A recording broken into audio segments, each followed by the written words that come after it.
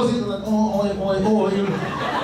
You will break your fucking sex in the middle just to fucking do oi, oi, oi. So next Tuesday, Marcus Ryan is headlining, fantastic guy. All these tables, they go really quick. ComedyMasala.com is the website. I'll put you guys on the mailing list, and I know there's a whole bunch of you tonight who, this is the first time out in Masala. I'm going to be sending out an email with some free table offers. Check it. It's all not spam. I send it out like twice a week, but it helps you stay in touch with whatever's going on in Masala. You were a good sport, so pick out the lucky winner. The winner who gets a bottle of Prosecco, and the winner, I can read, just think I'm from Pakistan, no education, I'm just saying, this was my career back. It goes to Cushion M at tcd.ie. Who's Cushion M at tcd.ie? What's the IE? Oh, Ireland! I'm sorry. Do you want to get the bottle, or should we? Oh, sorry. Where are you again? Redraw. They just won. What the fuck? Rich, you gotta keep your girl in check, man. Redraw. No, so Cushion and oh, there she is. Oh, alhamdulillah. It's all right. So Cushion M is. You're hugging the audience members. The guy who gave you the fucking bottle gets fucking on it. Because it's fucking blocky, isn't it? What the fuck? It's just back to my Tinder story, man. Keep swiping. No. But I'm married. I'm married to a girl from the Czech Republic. She's standing at the back. She makes a noise for her. She's at the back. She gets to deal with me. Oh my God. I'm gonna give her the best orgasm tonight. It's gonna be amazing. Pakistani style. Her mind will be blown away. I'm just doing the shittiest jokes I can because the comic coming up has real fucking jokes. Folks, I've been doing Comedy Masala for, like I said, about 9 years now. This is one of the shows that I fucking love about Masala. When we get local people who are in the local scene, they work their way up the ranks and so on, and then they become headliner status. This comic coming on set the Comedy Masala record. He started doing comedy just about 2.5 years ago. Fucking emailed me in 2017. Fucking emailed me saying, moving to Singapore, I've done comedy, I'd like to do it. And I was like, fuck off, go to the open mics, whatever. Just completely brushed him off, and then he has worked fucking tirelessly. His dedication, his fucking, and he just wants to make people laugh. Fucking amazing. 2 years later, he's standing up here, gonna headline. Ladies and gentlemen, please go fucking mental and welcome on stage, Masala!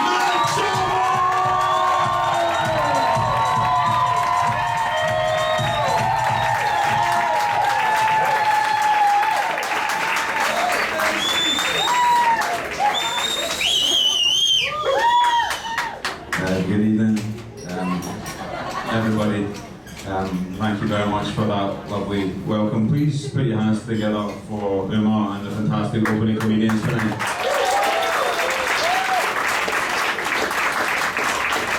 I'm very grateful for them getting the energy up as high as they did, because if you've ever seen me before, you'll know that that's about as high as the energy is going to get.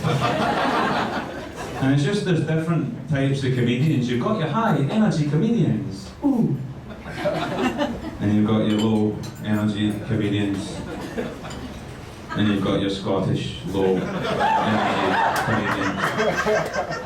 And it's not that we can't get excited. I don't know if it's easy to tell this given the incredible charisma that I exude up here, but I'm absolutely buzzing at the moment. It's just that if I get too excited, I speak too quickly, and then most of the audience can't really understand the jokes, right? So I'm doing this for you guys, there's nothing wrong with me.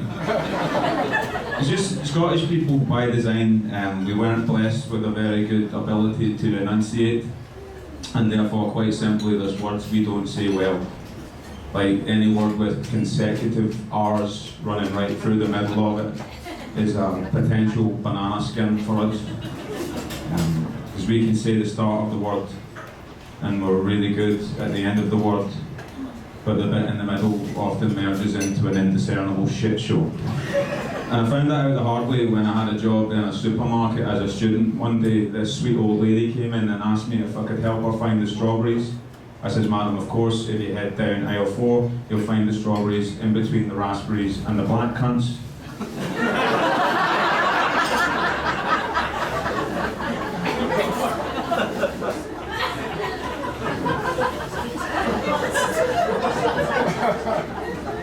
Black currants are a seasonal British fruit. Black cunts are something entirely different. This old lady, she heard what she heard, and unfortunately for me and my career with the supermarket, it did happen to be a black couple perusing the fruits and vegetables.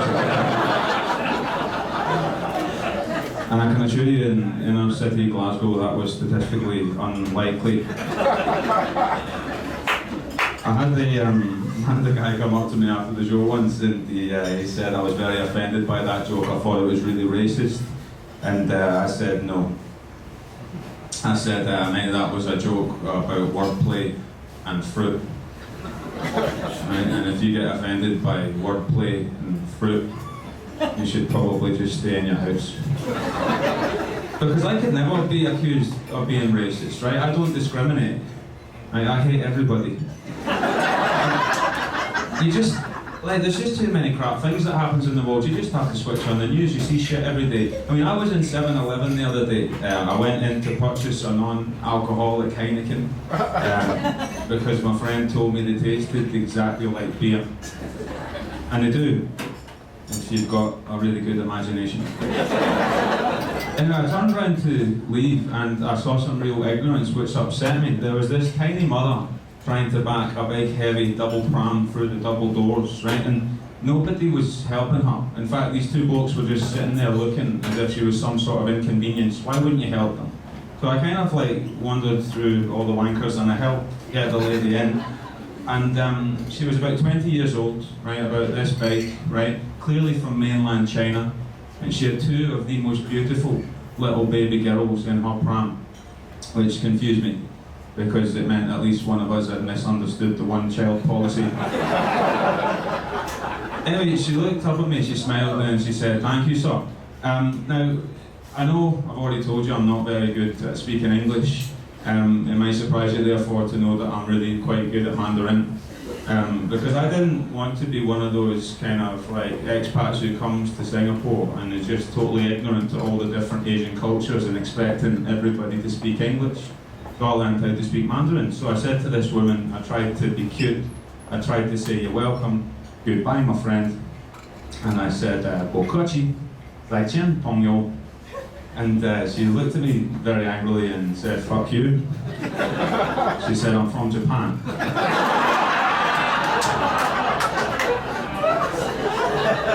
Anyway, I really do enjoy living in Singapore. I'm happy, but it's nice to go home now and again. I was home in the summer, I saw my dad, he picked me up from the airport, and he was looking fantastic. He was looking great. He'd lost about 6 or 7 kilograms. But in the same breath, he wasn't looking very good at all, because he was dressed like a complete and utter dad. Right, he's standing there in the airport with these like yellow Crocs on. Right, he's got these 3/4 length dad shorts on in camouflage material, which ironically meant that everybody could see him. He had a fanny pack on. He had a shirt that didn't match. I'm thinking, Dad, like, when did this happen? Because I remember growing up, my dad was pretty cool. Fairly trendy guy. I mean, he must have been quite cool. He's got 4 kids. He's had sex 4 times. Can't wait to catch him up. It'll be great. But I reckon potentially a man gets to a certain age in his life when he realises that he can prioritise comfort over style with his clothing. Right? Because deep down he knows he's not going to be having that much more sex moving forward. Right? He's come to the mortifying conclusion that he's only really likely to get a blowjob again on his birthday and maybe on Christmas Day. And if that's the case, folks, my dad's really unlucky because his birthday is on Christmas Day. Anyway, yeah, I very much like living in Singapore. I realise how lucky we are in Singapore because I feel safe all the time in Singapore because there's no violence, there's no crime, there's no drugs. And when I went home to Scotland, I realised I didn't feel safe because we are really good at all 3 of those things. But But my friends do it, recreational. We play darts on a Thursday night every week when I go home, and they come back from the bathroom in between and they've got white powder all over their nose and mouth. I'm thinking, what are you doing? Because Singapore got this right. The government, they just said, right guys, no drugs.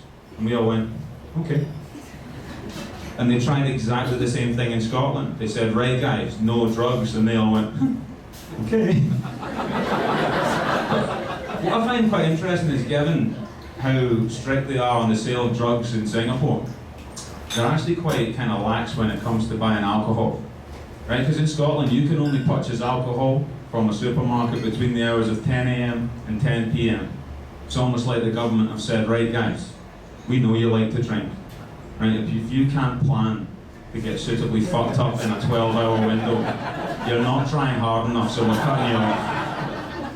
But in Singapore, you can purchase alcohol from a 7-Eleven for up to 15 and a half hours every single day. If you could do that in Scotland, more people would die. And given how much Scottish people like to drink, and given the hot competition there is for holiday destinations in Southeast Asia, I'm really surprised that the Singapore Tourism Board don't advertise that to Scottish people a bit more. Instead they're like, come on, come to Singapore, go on the Singapore Flyer. And everyone's like, no. It looks quite shit. I can see down here from down here, I don't need to go up there to see down here. But you see, if the government were smart, what they would do would say, right, Scottish people, we've built you a 7-Eleven at the bottom of the Singapore Flyer, and you can drink for 15 and a half hours before you get on it. Fucking hell, can you imagine the line to the queues for the drunk Scottish tourists thinking it was a roller coaster or something like that? It'd be incredible. I don't know, the queue would be slightly shorter though than the queues I've noticed in the MRT stations when one of the vendors gets a new delivery of Urban's salted egg fish skin chips, right? Fucking hell. Salted egg fish skin chips, mate. I eat haggis, right? But that's disgusting. But just as a final wee aside on the old alcohol thing, 15 and a half hours a day they say you're allowed to drink or purchase alcohol in Singapore. It used to be 24 before the Indians had a riot and fucked it up for the rest of us. Thanks, Indians. But they chose a really strange 15 and a half hour window as far as I'm concerned. Because you can buy alcohol from 7 a.m. until 10:30 p.m. which means the government would rather have you drinking in the morning than after work at a reasonable time. And I don't understand it. Who are the target market for 7 a.m. beers? I don't get it. Right? I thought that I found them once, right? I was out for a run one Monday morning about 8 o'clock. I was going down Serangoon Road. I was doing some training for the show. And don't need to laugh, I was actually doing training for the show. That wasn't one of the jokes. But anyway. Okay, I'm not wearing this shirt again, Jesus. But I got lost, ended up in this park, right? It was early in the morning and I saw a group of old pensioner guys, right? And it definitely looked like they had been drinking, right? They were all kind of standing there on kind of one leg and pushing their arms out and back in again. And I thought they were having some sort of like drunk silent disco. And I was gutted because they were only doing Tai Chi. It was disappointing because I'm always looking for things to do on a Monday morning. Anyway, it's Singapore again. I'm really happy here. I've had some really good things happen to me in Singapore. I met two kind of cool people who have influenced my life a wee bit. This time last year, I got myself a personal trainer. I'm not a cracking advert for how good he is, to be honest with you. He's excellent, I'm shite. Like, let's just make that clear. But about 6 months after getting my personal trainer, right, I managed to get myself a girlfriend. That's exactly what my mum said. Why is it so inconceivable that I can get myself a girlfriend? Hitler had a fucking girlfriend.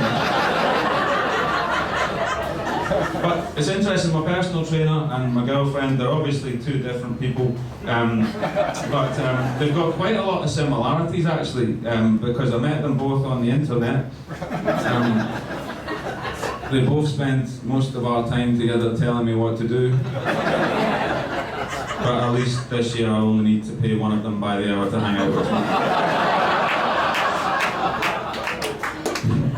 I do feel very lucky. I met a really nice girl, which is great. After about 2 months, we had the conversation. Actually, it wasn't a conversation. She just told me that now she was my girlfriend, and she didn't need to have done that, right? Because I had noticed the subtle changes that had taken place in my apartment since I met this woman that let me know that I had a girlfriend. Like prior to meeting this woman, in the 32 years I've been on this planet, I'd purchased precisely no candles. About 2 months in, I went into my bathroom to realise that I'm now the proud owner of 5 candles. And given that I've got working electricity in every room in my house, I don't know what they're for.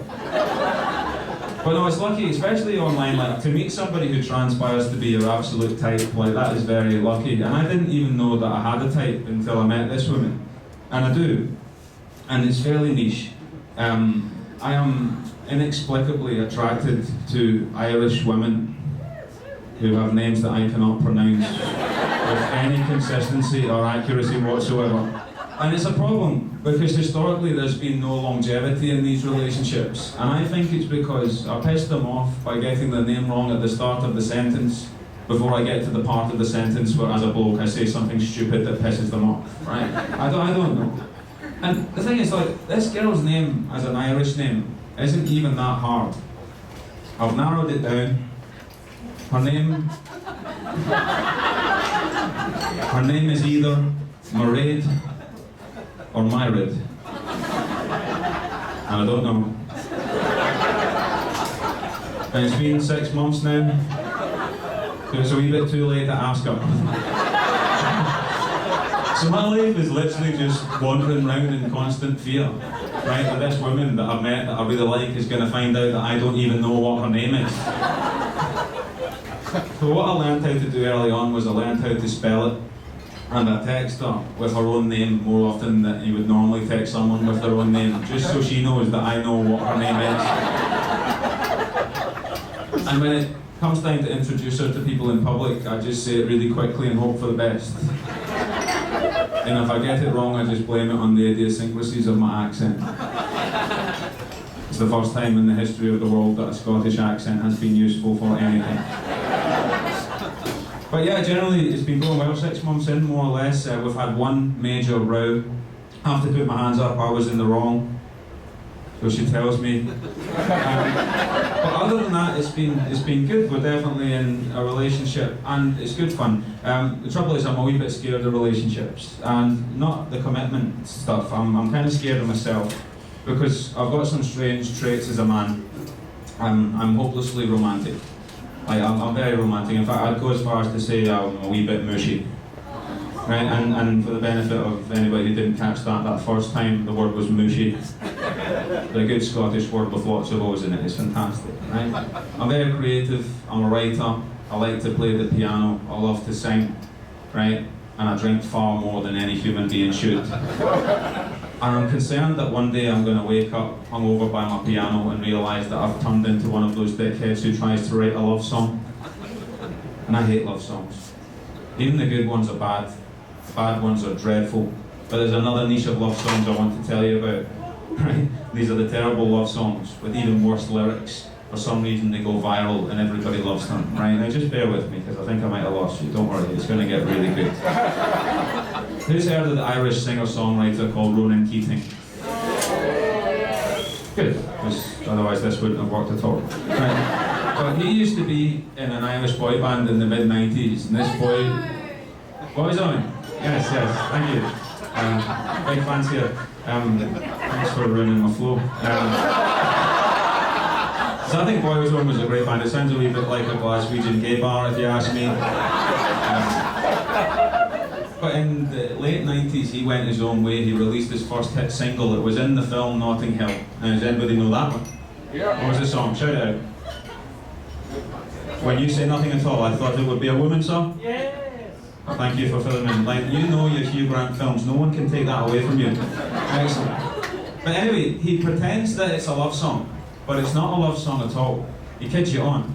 Because he gets to the chorus, he's singing to his significant other, and he goes, "The smile on your face lets me know that you need me. Right? Just by smiling at him, this woman makes him feel useful. That's incredible. In my experience, women make you feel like a dick. There's a truth in your eyes, saying you'll never leave me. I don't know, that one, it's a wee bit stalkerish if you ask me that. I feel like it might have been co-written by Joseph Fritzl or something like that. The touch of your hand says you'll catch me wherever I fall. I quite like that one, to be honest. It must feel nice to be that secure in your relationship. I'll let him have that one, right? But when it comes to his significant other's communication, right, she says it best when she says nothing at all. And I'm not a genius, folks. I'm not entirely convinced that's a compliment. He's just like, sweetheart, many thanks for all the wonderful things you do for me on a daily basis. Keep them up, but can you just do them a wee bit quieter? It's not a compliment. That's like somebody coming up to me after the show and going, Matthew, we liked your jokes, but we thought you were at your absolute finest when you shut the fuck up. It's not a compliment. It's not a compliment. You can replace the communication verb in that sentence with any verb in the world and it's not a compliment. Madam, you cook it best. When you cook nothing and we get a takeaway. It's not a compliment. But everybody loves this song. Everybody loves it. Moms love it, kids love it, grandmas love it, even feminists love it, and they hate it when we talk about them. Right? But I've listened to the song quite a lot, and I am not convinced that Ronan Keating, based on the lyrics, is actually Irish. Right? I reckon his mum's Irish, but based on his attitude towards women and their free speech, I reckon his dad might be from Saudi Arabia. Right? There's another reason that Ronan Keating might not be Irish. If he was Irish, he'd probably have met an Irish woman before. And I can assure you, beyond doubt, it is very rare to find them saying nothing. They are always talking. And it's useful because you see that day when I got into big trouble for something that I didn't even know that I'd done wrong. If I had entered her house, walked up to her on the sofa and she was just sitting there, seething, nostrils flaring, saying nothing, I would have shat myself. I knew something was wrong immediately when I entered the house and the first thing flew past my head. She was saying all the words. She was saying words, disgusting words that I can't even repeat tonight, and my opening joke was a play on the word current.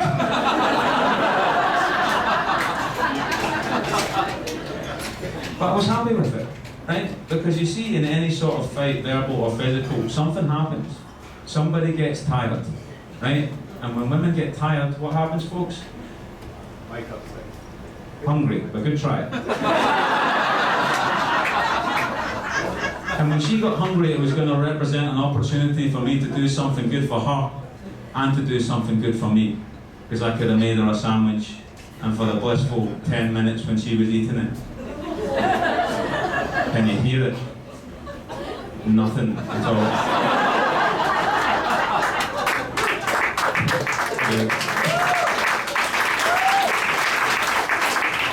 Anyway, I said to you earlier I didn't feel hugely safe in Scotland. That was because of the kind of violence and drug stuff. There's another reason as well. I am absolutely petrified when I go home to Scotland for my annual 4-week holiday. I am petrified of getting fat again. Because when I was 16 until I was 24, I was hugely overweight. Right? I mean, I was fat. I mean, I don't mean I was fat enough to get on the telly in America fat. I just mean I was kind of fat enough to not get the amount of sex I would have liked to have been having. And just to be clear, like, there's absolutely nothing wrong with being fat, right? I just didn't like it, right? And the thing was, I knew what I was doing when I was getting fat, so it was my own fault. I was eating too much, I was drinking, and I wasn't exercising. So for me to get fat again, after working really hard for 3 years to lose a lot of weight, waiting 10 years and getting fat again, I'd be disappointed in myself. That would be like me growing up without chlamydia, getting chlamydia, understanding exactly what I had done to get chlamydia, realizing that I didn't really like having chlamydia, working hard to get rid of chlamydia, and then actively 10 years later deliberately getting chlamydia again. I'd be disappointed in myself, right? So when I go home, it's back to the scene of the crime, you see, because it was just all the food there. I loved it, all the treats, all the snacks, all the bad things. I just used to love it. So when I go home for 4 weeks and I make a plan to not get fat. And it's a simple plan, right? All you have to do, 3 5-kilometer runs every week, right? Drink what you like, you're on your holidays. Eat sensibly. And keep it vague. Eat sensibly. And I don't mean don't put your knife in your mouth when you're eating. I just mean don't be a dickhead. Just have some sort of control over what you're doing. And a critical element of the success of this plan, and believe me, when I make the plan at its conception, I have every intention of sticking to the plan. But a critical element is the first trip to the supermarket, right? Because this is where you can make or break your holiday. You can get it right because you go in there with your good intentions. Your breakfast in your mind is easy. Cornflakes, semi-skimmed milk, a little bit of raisins to chuck in to sweeten it up. I'm not a psychopath, I can't have cornflakes by themselves. Lunch is easy. Lunch is brown bread, we'll get some low-fat spread, we'll get some Bernard Matthews turkey ham because it's 95% fat-free and tastes 100% like heaven. Dinner, quite straightforward, we'll keep it light, we'll go to the deli counter, can I have some organic tomato soup please? Yes, of course you can sir, would you like some croutons? Fuck your croutons mate, I'm drinking my carbohydrates this holiday. Now all you need to do to get off to a good start on the holiday is pay and leave. That's it. And that's when I realised this holiday that being fat at any point in your life is a wee bit like being an alcoholic at any point in your life. There's no such thing as an ex-alcoholic. You're a recovering alcoholic. And from what I can gather, I am a recovering fat bastard. Right, now, the alcoholic, all they have to do after work to stick on the straight and narrow is go home, but they cannot. They've got to pop their head into the pub to see if their old friends are there. And I've had to do the same. But my old friends, well, they reside in the confectionery aisle. And just like the alcoholic, one look is too many, 100 looks is not enough. And you go down and you're still kidding yourself on. I'm just having a look, I'm not buying any of this. Right? You feel quite strong for the first few strides down the aisle, you think you're doing well. You're not really. It's just the Tesco's value shit snacks that no one else really wants. Own brand digestives, I'm not a student anymore, fuck that. And by the way, if you didn't get the Tesco's value reference, it's a wee bit like Fair Price Finest. Right, we all went to school, we all know what an oxymoron is, right? It doesn't matter. But I get halfway down the aisle and that's when I start to lose it a wee bit. I get a wee bit tense because I know they're coming. I know where they are. Right? The snack that got me fat in the first place. The snack that delayed the loss of my virginity by many years. My kryptonite. Monster Munch. I'm going to ask the question, son. Monster Munch, if you don't know what they are, right? I got these flown in, that's how much I care about this, right? Monster Munch are the greatest ever crisp that has ever been invented in arguably the worst flavour that was ever invented. Pickled onion. Fucking crazy people. Pickled onion, I don't understand it. If I could pick a worse flavour, I can't even come up with one. The only thing more ironic than me getting fat on a crisp and pickled onion flavour, it would be heightened. Like, if you guys knew, if my mother came anywhere near me with a fucking onion, right, I'd go mental because it was a vegetable and we'd had that conversation before. Pickled onion. How did they come up with it, right, to make that the nation's favourite flavour? I don't know. It's a level of genius that I've not seen before. It's like the first guy who was like walking down the street with his wife and kind of just looked up at the moon and just went, Janet, I reckon I can get up there. What the fuck did he even think about it, building a spaceship? I don't know. Someone was just sitting in a bar. Who's Mr. Monster Munch? Mr. Munch, right? So Mr. Munch was sitting there having his lunch. He looked down the bar at this manky jar of like vinegar and onions floating around in it, and he just thought, Janet, she gets around. Janet, I reckon if I harnessed this taste, take it out and apply it to this very small crunchy corn-based snack in the shape of a monster's foot, I can ruin fat kids' lives forever. And he did. Is anybody not convinced about the Monster Munch yet? Have you ever tried Monster Munch? Would you please try one? Go on and try it. Come on, mate. Come on, mate. Please, thank you. Thank you. Train spotting. Just get it, Munch. Right, what do you think? Not bad. Can you get them back, mate? Fucking hell. They've been sitting in my cupboard for a week. I've been walking past them. Not bad. Fuck's sake. But as soon as the Monster Munch gets into my basket, right, the floodgates have opened, right, all the snacks that I can't get my hands on in Singapore, that I've been suppressing myself for 3 years, they're in the basket. Chocolate-covered hobnobs, in the basket.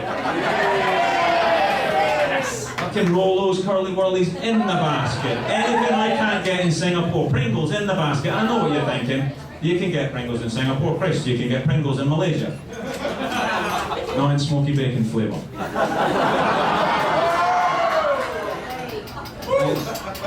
And there's always something random that ends up in the basket as well, like a Victoria sponge cake this time. And I'll back myself. Sponge cake, cream, jam, sponge, all the powdered sugar you can imagine, right? It's like New York at Christmas. It's fantastic. It's beautiful. And you look at your basket, and you can't even see the healthy stuff anymore, right? It's just underneath this big pile of, I mean, I don't even know what the collective term is for diabetes. I'm not sure, right? But that's when you start to renegotiate. Because you don't want to get fat, and you're thinking, right, well, I'm not going to stop drinking, I'm going to be eating like an idiot, so exercise. 5 5-kilometre runs every week, either side of 2 high-intensity interval training sessions, complete with burpees with a superset of backwards lunges, right? Oh, and I'm playing golf on Friday, so that counts as a hike. You start kidding yourself on. You know full well you're going to wake up on Friday morning with a hangover, sleeping next to a kebab, right? You've slept through your tea time. The only thing you've done in the last week with any intensity whatsoever involved your right hand the night before. Disappointing. Darts, folks. Can you not remember? Darts. We're better than wanking jokes here, folks. We're better. And you manage to get yourself to the bathroom. You're avoiding every mirror in the house like some sort of fat ninja. Right? You get into the bathroom, there's one mirror you forgot about, and you catch it. And you realise it's worse than you thought. This is a new low, even for you. White powder all over your nose and mouth. Not cocaine. It's from the strawberry sponge cake you ate going up the stairs the night before. And you finally have a wee look. You look down at your fat, pasty, hairy dad bod without the excuse. And you utter the immortal words of holiday defeat, fuck it, I'll sort it out when I get back to Singapore.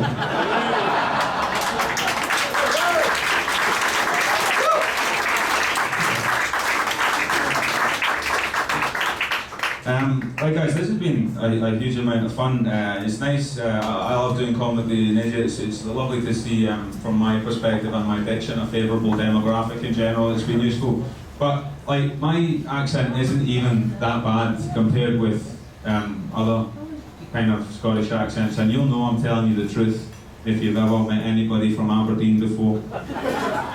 And honestly, conversing with these people, it's like linguistic gymnastics. It's unbelievable. I met a guy from Aberdeen last week, right, and I could barely understand what he was saying. Right, I did, however, determine that his name was Scott. Good, strong Scottish name there, Scott. It's the first time it's really dawned on me that, like, a Scottish man who marries a Scottish lady and has a Scottish baby in Scotland can only come up with the name Scott for the child. These are not hugely imaginative individuals. I mean, how many other countries just take the first half of the country's name, add on or subtract 1 or 2 letters and just start calling the children that? I mean, sure enough, right, there might be a few Phillips running around in the Philippines. But can you imagine if they started doing it in Nigeria? Now, I wanted to end with that joke so you could all go home and have a good, long, hard think about your lives, right? Because all I was going to say was, have you ever met a Nigerian man called Nigel before? Thank you ever so much, folks. That was fun.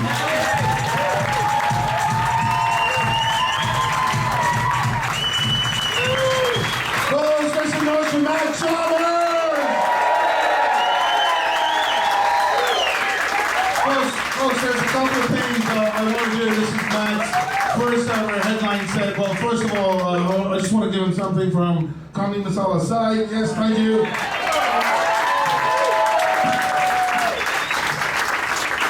And then second, I want to record this moment. I just want to tell all the aspiring comedians standing in the back that you work hard enough, fuck it, you'll headline Masala, so here we go. Ladies and gentlemen, Matt Chalmers has just headlined. Did you enjoy yourself? Matt Chalmers!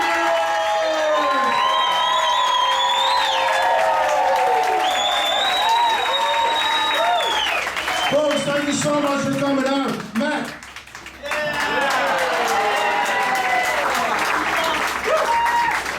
Folks, thank you so much for coming out. We're on next every Tuesday. One more time for Matt Chalmers. Make some noise!